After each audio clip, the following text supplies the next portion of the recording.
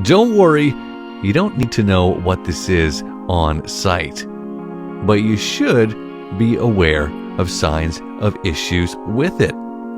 That's because it can obviously become a safety hazard and concern, and by identifying issues early, you might just be able to save yourself a whole lot of money and trouble. That's with what's going to be worked on here, the gearbox. So let's take a look at those signs. Number one, you might have an issue if you're experiencing difficulty shifting gears.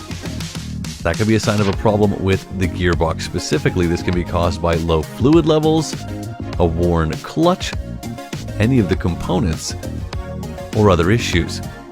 You want to check the fluid levels, and of course, if you're not sure, consult a qualified technician for a further diagnosis and possible repairs. Here's one you'll notice right away, hopefully anyways. If you hear grinding noises when shifting gears, that could be a sign of worn synchro rings or other gearbox components. And this can cause difficulty shifting gears and can eventually lead to complete gearbox failure. So should be taken seriously like all the rest of these. Seek the advice of a qualified technician, get it replaced.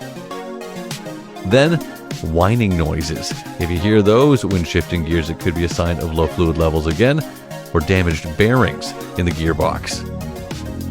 As usual, check those fluid levels and make sure to get it checked out. Another common sign is gear slipping. And if you experience that, where the gearbox unexpectedly shifts into a different gear, slips out of gear, this is a common indicator of worn or damaged gearbox components, and this can cause some pretty dangerous situations while driving, as you can imagine. It should be addressed immediately by a qualified technician. And here's one you can spot if you take a look.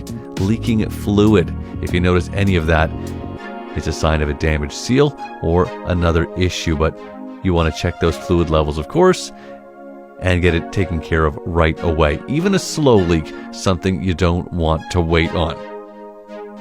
And remember, if you try to take on any of these repairs yourself, as serious a DIY automotive hobbyist as you might be, put safety first.